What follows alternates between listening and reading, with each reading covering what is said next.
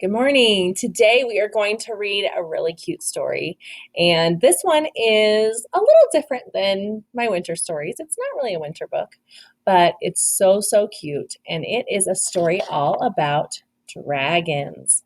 This story is called Not Your Typical Dragon by Dan Burrell. Here we go. Oh, I want to look at the very first part of this storybook because before we get to the actual words of the story, you can notice that we see this guy. Who's this right here? A knight in shining armor. And what do they typically do? They fight what? They fight the dragons. And so he is right over here. He's going like this. I wonder what he's thinking about. That's an interesting thought. What do you think he's thinking about? Yeah, James. What do you think he's thinking about?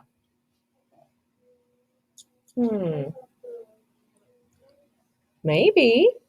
Let's find out.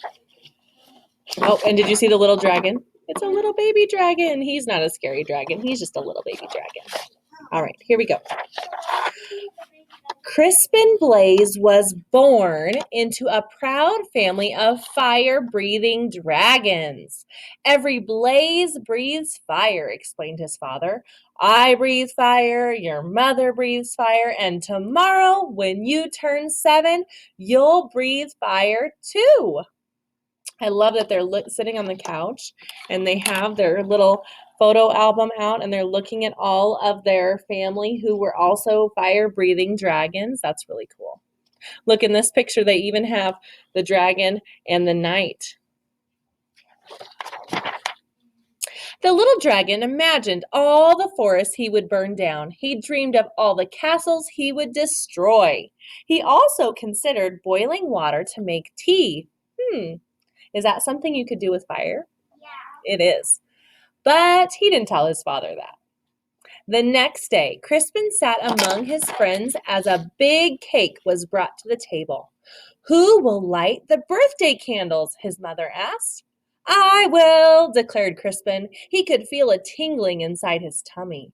But when he opened his mouth, fire did not come out.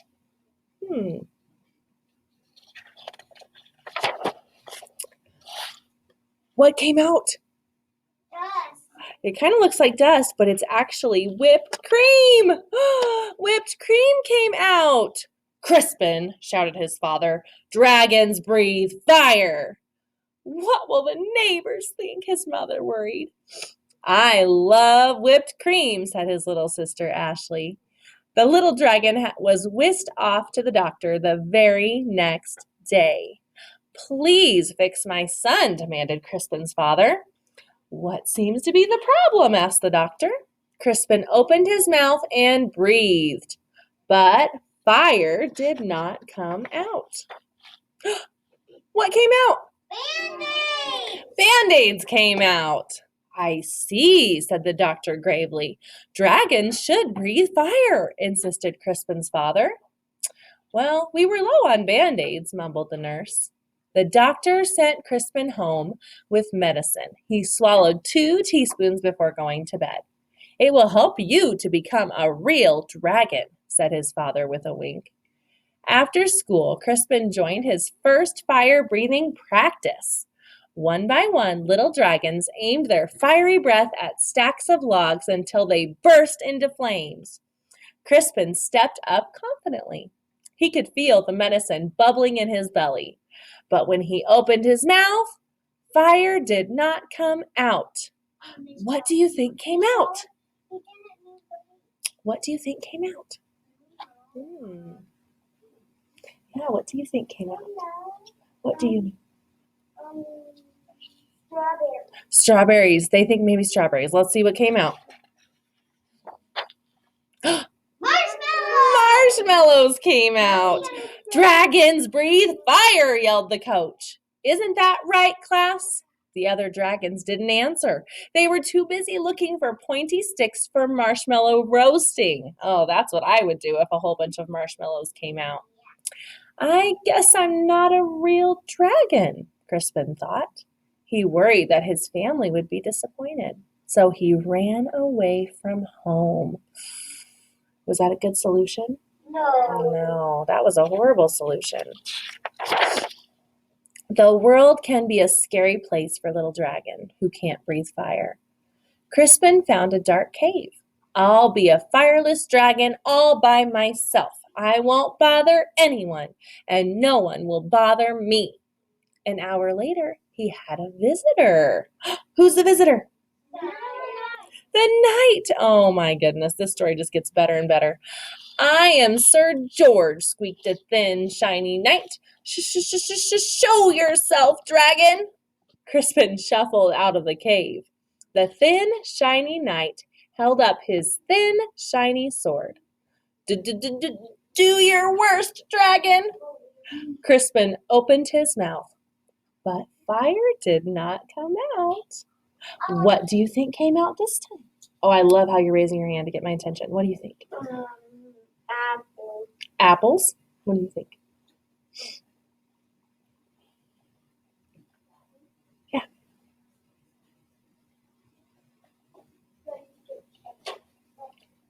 Think quick. What do you think came out? Rocks, maybe. What do you think? Doodle. Oh, I'm not going to say that one. Look what came out. What came out? Bubble. Yes, bubbles. Soap bubbles came out. Don't you breathe fire, dragon? Crispin shook his head. I can't. Sir George moaned. Oh, but my father insisted that I fight a fire-breathing dragon. It even says here in my book that your typical dragon breathes fire. I'm not your typical dragon, Crispin explained. Sir George sighed. I can't go home. Me neither, Crispin nodded. But then he had an idea. Maybe your book could tell us what to do. That's a great idea. If I don't know how to figure something out, I like to look in a book. That's a really smart way to figure it out. Of course, Sir George searched through the pages. It says it's probably just your diet. Sir George fed Crispin spicy curry, scorching chili, and blistering salsa. All the hot things. Crispin opened his mouth, but fire did not come out. Red party streamers came out. At least they're the right color, said Sir George kindly. He ate Sir George searched through the book again. Aha! It says it's probably your attitude. Sir George showed Crispin how to look mean and angry enough to breathe fire. Crispin opened his mouth, but fire did not come out. Soft, cuddly teddy bears came out. Said Sir George. We have maybe taken a step backwards. It's no use, Crispin sighed. I'm just not your typical dragon. But Sir George was not ready to give up. Aha! The book says you're too stressed. Sir George made Crispin close his eyes while he described a quiet, relaxing day at the ocean. Do you feel calm? Now imagine 100 shiny knights attacking you. Crispin opened his mouth, but fire did not come out. Beach balls came out. Well, that's just plain weird. Secretly, Sir George was glad that Crispin couldn't breathe fire. He liked the little dragon and didn't want to fight him. Crispin liked the shiny knight too, but he missed his parents. Sir George, it's getting dark. I want to go home. The shiny knight patted him on the back. Don't worry, little dragon. I will take you. Crispin's parents were relieved when he arrived home safely. Sir George was about to say goodbye when they heard a shout. There you are, boy! Why on earth are you playing with the fire-breathing dragon? He's my friend, Father, whispered Sir George. And besides, he doesn't breathe fire.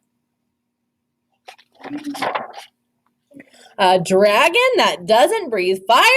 That's the silliest thing I've ever heard. The shiny man laughed.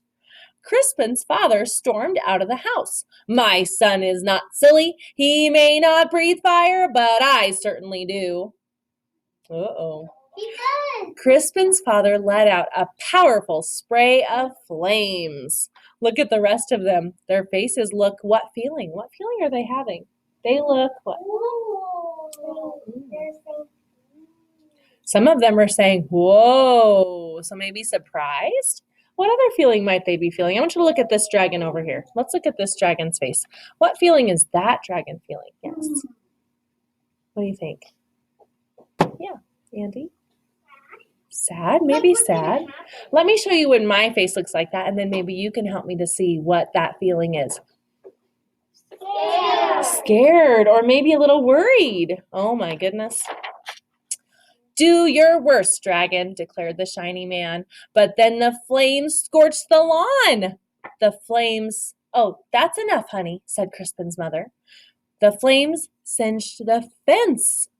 You've made your point now, dear. Okay, stop showing off, she scolded.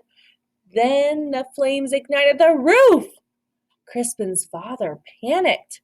I can't stop breathing fire. You'll burn our house down, cried his mother. You'll burn down the whole neighborhood. Dragons came running from all directions. They knew how to start fires, but no one knew how to stop them. Crispin suddenly felt a tingling in his tummy. He felt a bubbling in his belly. He opened his mouth, but fire did not come out. Water came out. You think maybe water? He's a water dragon. Let's find out. Yay! A gush of water shot out. Crispin aimed the water at his father's flames. He saved his home, and he even saved the shiny man, who wasn't looking so shiny anymore. Hooray for Crispin, everyone shouted. On Crispin's next birthday, there was a big party. Family and friends came from all over the land. Sir George and his family came too. Lots of dragons were dancing. Crispin stood with his mouth open wide. Fire still did not come out. Music came out instead. Wow, what a cool talent this dragon has. He has whatever he needs at that moment. That's so cool. Your son, said an uncle to Crispin's father. He's not your typical dragon, is he? No, replied Crispin's father proudly. My son is something special. And then he jumped up and danced to Crispin's music too. I love this story because it's all about how Crispin was special. And you know what? You're special too in a different way than your friends, maybe a different way than your family. And it's great to have something different and special about you. We'll see you next time.